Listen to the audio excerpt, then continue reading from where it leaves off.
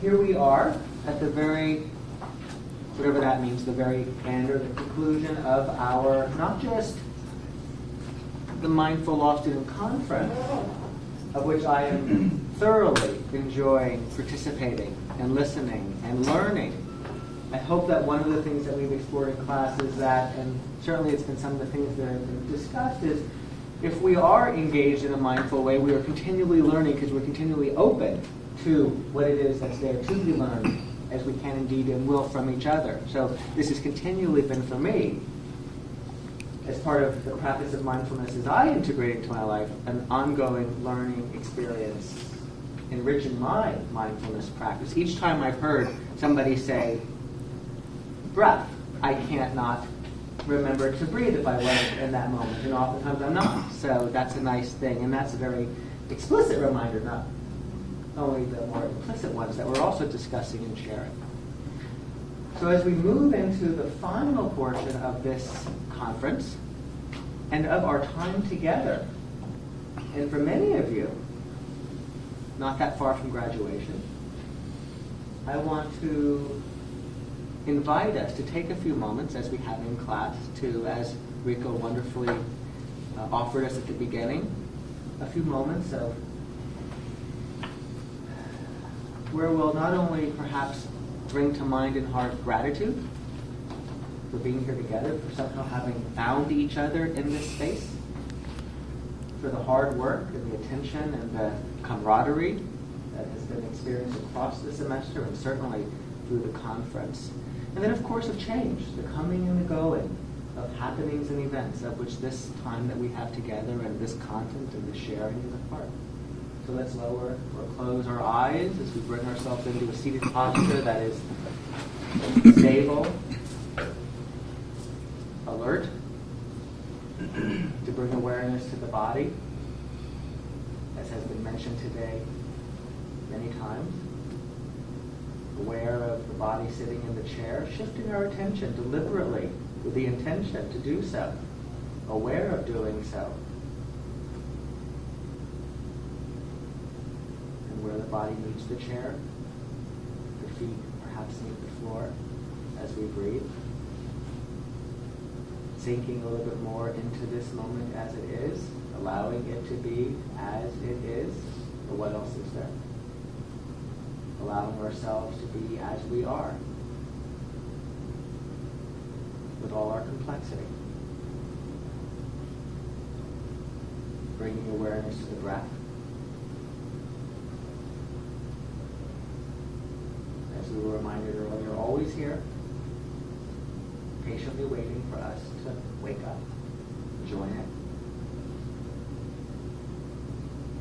And for the next few moments in our own way, following the breath, we're paying attention to the moment until the bell invites us to lift our gaze, open our eyes.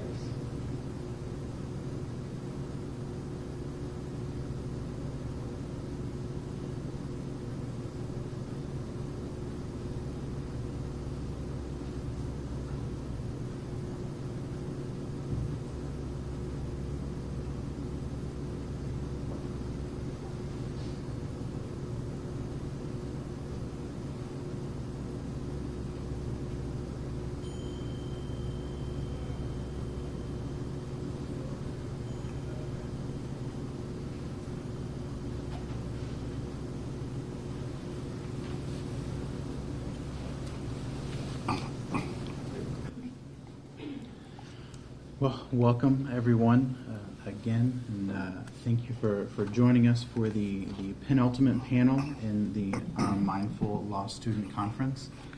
And this panel is all about decision making, and I'm really excited to hear from both of these individuals. I think we're going to hear a lot of practical advice on how we can incorporate mindfulness into our daily lives and indeed the practice of law.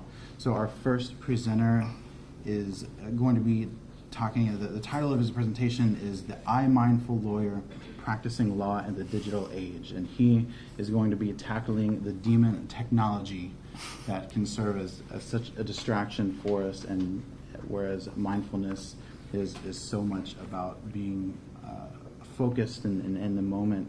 He's going to share how we can, in fact, not let technology be a distraction, but use it to our advantage in helping us. And so, without further delay, it is my great pleasure to introduce my very good friend and probably one of the coolest and smartest guys I know, Rico Williams. Thank you.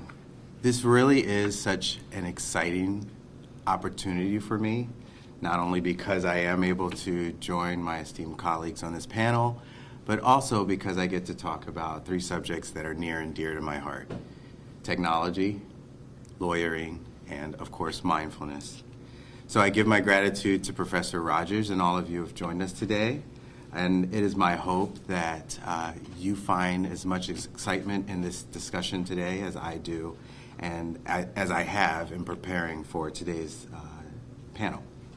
So today we are talking about decision making. And for my portion of this discussion, I'd like to focus on what I consider to be the most important decision when considering incorporating mindfulness into one's law practice, and that is the decision to be.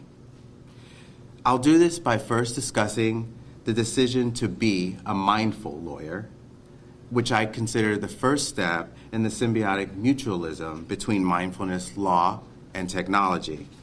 Next, I will address being with technology and how that fits into the realms of one's mindful law practice with the perceived threats that it poses to being present in the moment. And finally, I will introduce the concept of I-mindfulness. I will specifically address the decisions that one needs to make in order to transition from not being just a mindful lawyer to being an I-mindful lawyer, and how making those decisions with mindfulness is a practical way of integrating mindfulness and the law in this digital age. To be a mindful lawyer. So decision making is a critical skill for legal professionals because the day-to-day is riddled with experiences and expectations from our clients, our bosses, our colleagues, our adversaries, based on our ability to think clearly, objectively, and strategically. Whether we accept it or not, cultivating our thoughts and our emotions while serving our clients is penultimate in our ability to successfully navigate the decision-making process. And this is because our thoughts and our emotions, if they go unchecked, they may tend to run rampant and lead us into this spiral that we've been talking about, right? Such that the negative impact of that spiral affects our reasoning. So mindfulness is that mechanism through which we're able to become aware of our thoughts and our emotions, both negative emotions and positive emotions that arise and consequently hinder our ability to make clear decisions and choices. This awareness better prepares us to deal with the unexpected, to interact with our clients, our bosses, the adversaries, our partners, and to bring clarity and precision to our work product. The resulting benefits are directly correlated to effective and efficient decision making because the mindful lawyer is able to recognize thoughts and emotions as they arise. The mindful lawyer decides how to best exploit those thoughts and emotions, choosing to factor them into or exclude them from their decisions. But before the mindful lawyer can embrace genuine presentism, he or she must make the decision to be a mindful lawyer. To be with technology. So once the legal professional decides that they want to integrate mindfulness into their practice and welcome this curiosity, which we refer to as beginner's mind, his presentism and awareness permits an opportunity for him to do so and to be intentionally. In other words, the mindful lawyer will progressively become more present and aware of personal and professional decisions and his or her experiences such that she begins to create her future by intentionally making decisions that affect her future. However, some scholars suggest that there are certain elements in our lives that affect one's ability to make decisions intentionally, ultimately affecting our ability to live intentionally. And on the top of that list is technology and all of the technological devices that we have in our present 21st century world. The thought is that these digital devices fatigue our brains. They distract our attention and they inhibit our mind's functioning, right? And therefore, the lawyer will succumb, or the lawyer who succumbs to technology loses focus and is prevented from being deliberate. This, of course, negatively impacts the decision-making process. And so these same scholars propose that individuals replace technological solutions for non-technological solutions. But for today's lawyers, this is seemingly impractical. The justice system is premised on efficiency and speed. Our clients want results yesterday. Partners want answers immediately. Judges expect motions to be timely filed. The system is set up such that the attorney, even the mindful one, must stay connected. And only with technology will the astute lawyer be able to meet these present demands and stay competitive. So my proposal is that the lawyer be with technology, and it doesn't, and not in the sense that it proposes a consequence to the profession or to evade negative results, but in being with technology intentionally, the lawyer can make better decisions because he or she is then not distracted by the technologies in his or her life. So what is it then to be an I-mindful lawyer?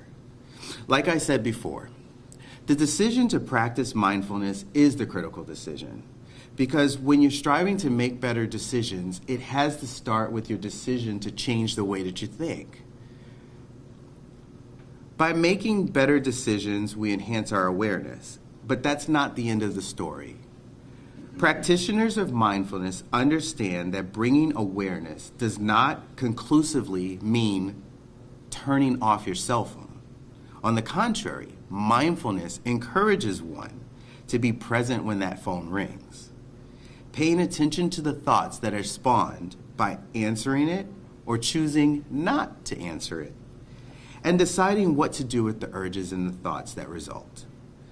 I-mindfulness for lawyers promotes the use of technology to facilitate awareness and presence and intentional living.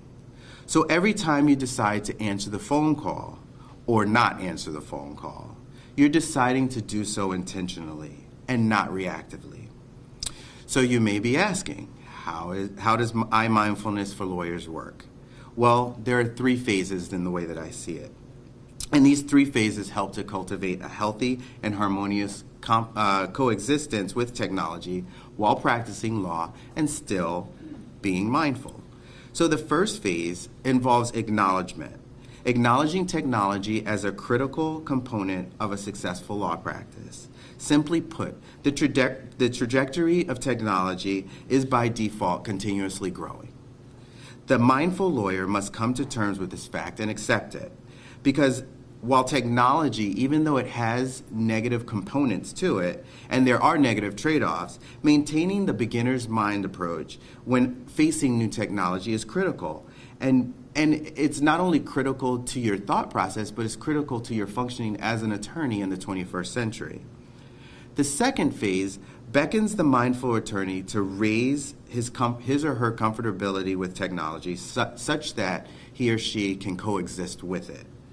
Awareness of where the world is technologically will help the lawyer to do that specifically. So deciding whether to upgrade a high-speed internet should be an intentional decision. And if the I-mindful attorney finds themselves in such a position that they're unable to access e-discovery files because her connection is slower than the industry standard, she's not crippled by the lack of presentism. Deciding whether to upgrade to high-speed internet should be an intentional decision. And the I-mindful lawyer who is unable to access those e-files will not be thrown off into this self-spun spiral of unpresentism or not knowing where to go with it. Additionally, in this phase, the I-mindful lawyer is present for the negative urges compelling him or her to stay connected.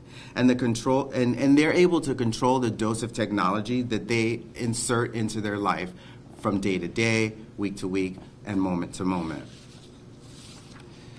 The key then is integration and transitioning to becoming an I-mindful lawyer. And the last phase, and that introduces the last phase.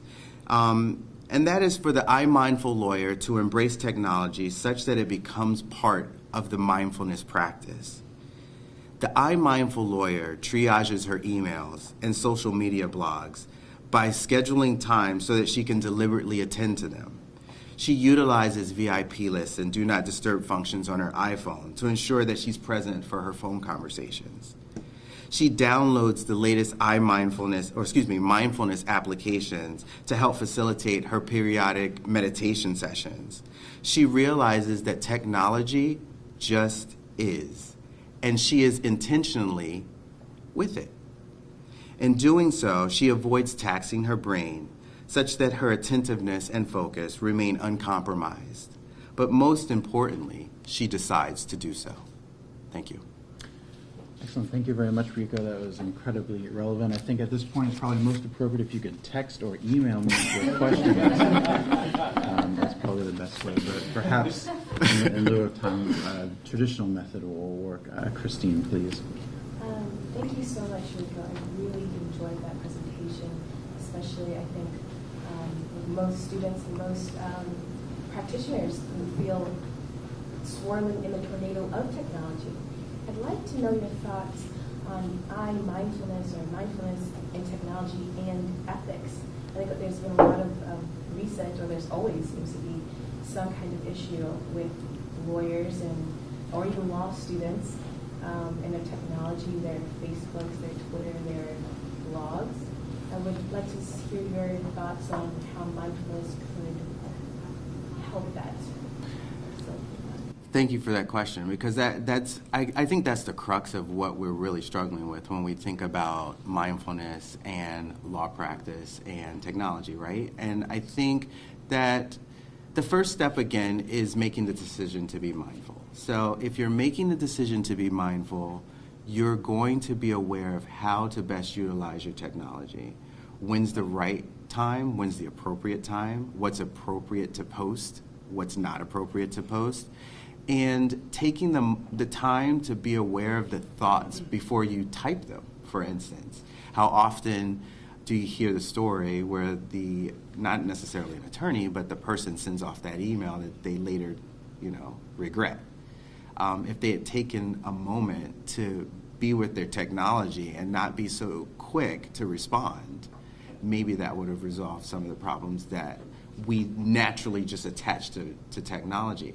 I think the key, though, is that we can't address this issue by eradicating it or removing it from our day-to-day, because, like I said, technology is not going anywhere. On the contrary, there are more devices.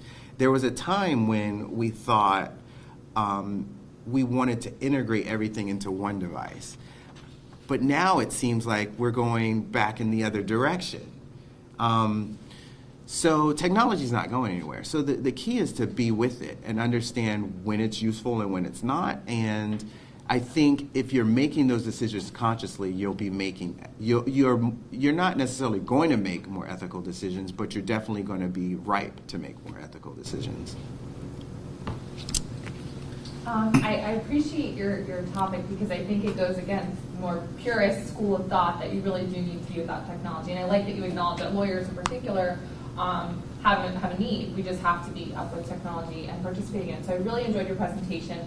I'd like to know if you've had any use of a mindfulness application on your iPad or iPhone, and what they might look like, because I've been looking to download one, actually. Yes, actually I have. I have many. I'm an app junkie. So there's several. There's everything from there's actually a mindfulness magazine app that you can download, and it various people write articles about mindfulness that you can read.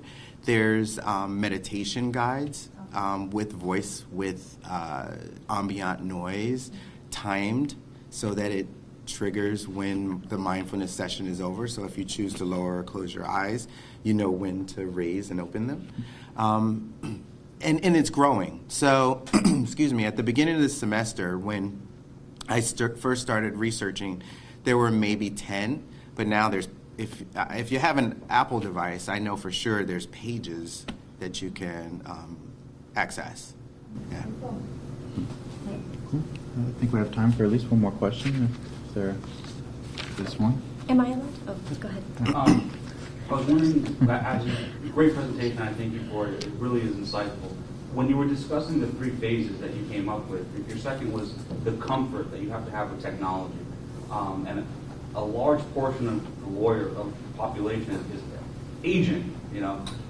Do you see that as a struggle, or can mindfulness help them approach the technology today? That's a very keen question, because there's 2 underlying issues that I see. First, you have the attorney who is not the change agent and is used to a certain way of conducting business, and to change that, not necessarily to, in his or her mind, to improve the process, that is a struggle.